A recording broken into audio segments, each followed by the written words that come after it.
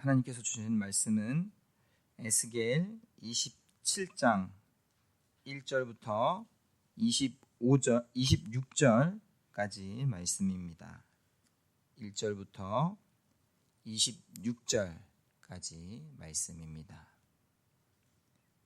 27장 1절부터 26절까지 말씀입니다.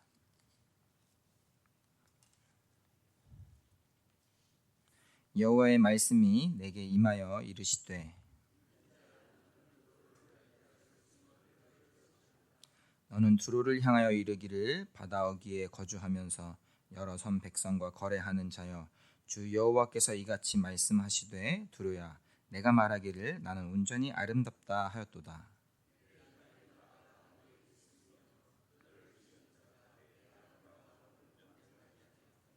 스늘의 잣나무로 내 판자를 만들었으며 너를 위하여 레바논의 백향목을 가져다 돛대를 만들었도다.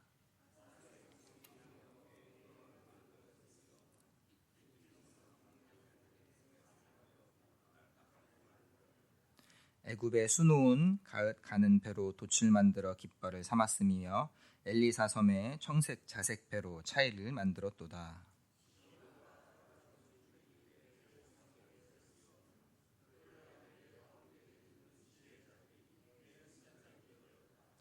그 발의 노인들과 지혜자들이 내 가운데에서 배의 틈을 막는 자가 되었으며 바다의 모든 배와 그 사공들은 내 가운데에서 무역하였도다.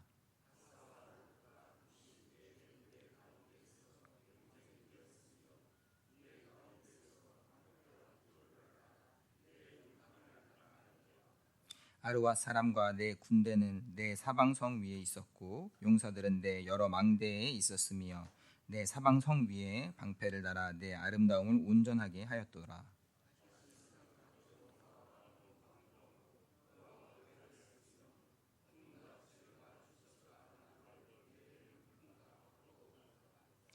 야완과 두발과 메색은 내 상인이 되었으며 사람과 녹그릇을 가지고 내 상품을 바꾸어 갔도다.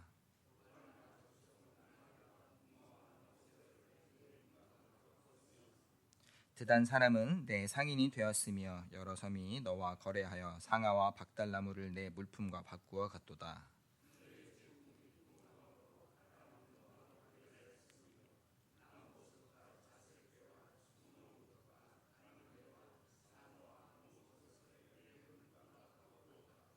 유다와 이스라엘 땅 사람이 내 상인이 되었으며 민닛 밀과 과자와 꿀과 기름과 유향을 내 물품과 바꾸어 갔도다.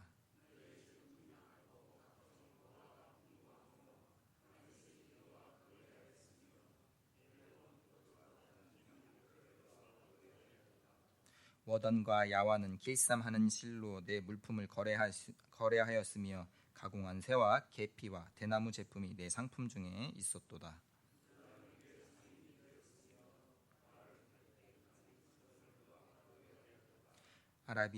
아라비아와 게달의 모든 고관은 내 손 아래 상인이 되어 어린 양과 수양과 염소들 그것으로 너와 거래하였도다.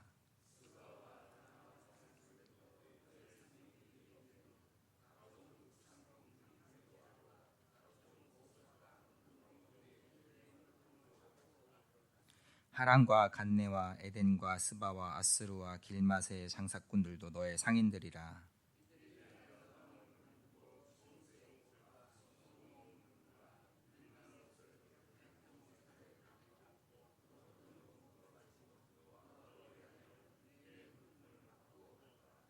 다시스의 배는 떼를 지어 내 화물을 나르니 내가 바다 중심에서 풍부하여 영화가 매우 크도다. 내 사공이 너를 인도하여 큰 물에 이르게 하며 동풍이 바다 한가운데에서 너를 무찔렀도다. 아멘. 두로에 대한 심판의 말씀이 26장부터 시작해서 이제 28장까지 이어지게 됩니다. 그리고 26장의 말씀과는 조금 달리 오늘 말씀은 두로를 위해 슬픈 노래를 지으라는 말씀으로 시작합니다. 단순한 심판의 두려운 말씀만이 아니라 애도하고 애통해 할 수 있는, 공감하고 함께 울어줄 수 있는 애가를 지으라는 말씀입니다. 다만 슬픈 노래, 이 곡만 슬픈 곡만 만들라는 것이 아니라 애가를 부르라고도 해석할 수가 있습니다. 세번역에서는 오늘 본문 2절 말씀을 두로를 두고 애가를 불러라 라고 그렇게 기록하고 있습니다. 그리고는 26절 말씀을 기준으로 그 전에는 이 두로의 황금기 시절에 대해서 노래합니다. 그리고 26절에서 이 동풍이 분다는 말씀을 기준으로 완전히 분위기가 바뀌어서 27절부터는 두로가 감당할 비참한 심판에 대해서 말씀합니다. 다만 혹시 오해가 있을 수 있는데 예루살렘과 두로가 당시 이 당시의 고대 시대의 근동 지역에 있으면서 이 히랍 문화권과 아시아 문화권의 무역의 교통로 역할을 했을 때 반드시 이 두로와 예루살렘이 서로 대척점에 있었거나 꼭 그 무역권을 독점하기 위해서 항상 이 경쟁 관계에 있었던 것은 아닌 것 같습니다. 아마 이와 관련한 성경학자들의 도서나 또 일반적인 그냥 역사학자들의 관점에서도 예루살렘은 이 육로 무역, 또 두로는 해로 무역으로서 서로 윈윈하는 동반자 관계로 보고 있습니다.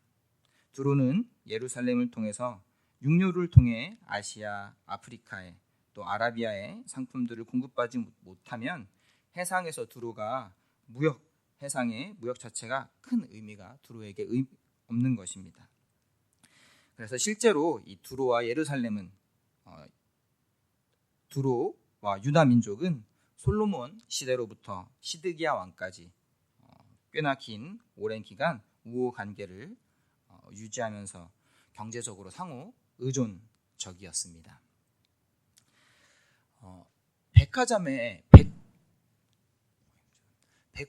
혹시 최근 언제 가보셨나요? 우리 성도님들께서는. 저도 이제 언제 갔는지 날짜는 이제 기억하지 못하지만 그래도 비교적 오래지 않게 백화점에 다녀왔었습니다.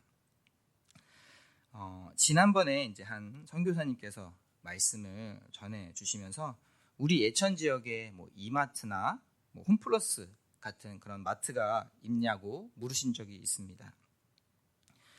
선교사님께서 이제 선교지에서 생활하실 때 이제는 그 선교지도 굉장히 많이 개발되어서 발전하여서 집에서 내려가면 바로 편의점이 있고 한국의 기업들조차 이제 그 선교지에 많이 진출하게 돼서 이마트도 있고 뭐 대형마트들도 있다고 그렇게 말씀을 나눠주시는 것입니다. 저는 개인적으로 뭐 예천 지역에 이마트나 뭐 홈플러스가 있습니까? 라고 묻는 그런 물음에 저는 개인적으로 우리 예천이 조금 낮게 보이나 좀 얕보이나 그런 우리 예천에 그런 마음이 드니까 진짜로 사실 이제 이마트나 이런 이렇게 큰 마트가 없으니까 막상 기분이 그렇게 좋지 않았던 것 같습니다. 물론 선교사님께서는 지금 그 선교지가 그만큼 은혜 가운데 발전하게 됐고 그것에 대해서 기뻐하고 감사한 마음으로 말씀을 전하셨는데 하필 우리 예천이 정말로 이마트나 이런 롯데마트 같은 큰 마트가 없으니까 좀 저는 마음이 아쉬웠던 것 같습니다. 혹시 정말 우리 여기 함께 이 아침에 이렇게 말씀을 나누시는 우리 성도님들은 다들 정말 가장 최근에 언제 백화점에 가보셨나요? 오늘 말씀에서 이 두로가 가장 전성기 시절에 두로가 누렸던 그 놀라운 지위에 대해서 말씀이 길게 25절까지 굉장히 길게 기록되어 있습니다. 우리도 함께 읽었고 사실 저도 이 말씀을 묵상하면서 이거 제가 말씀을 나눠서 읽을 때 글자 틀리면 안 되겠다 싶을 정도로 뭐 이름도 잘 어렵고 뭐 상품도 굉장히 들어보지 못한 그런 많은 이야기가들이 나오는 최고의 상품들이 기록되어 있는 것입니다. 굉장히 길게 기록되어 있는 것입니다.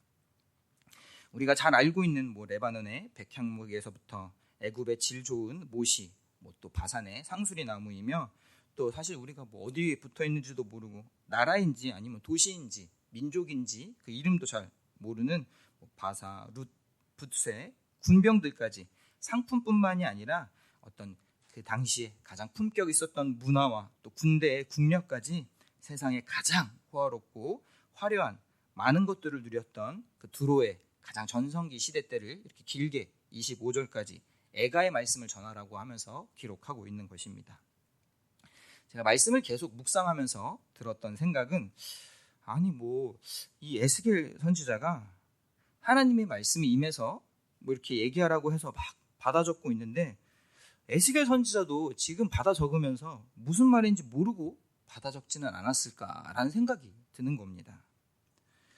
말하자면 이렇습니다.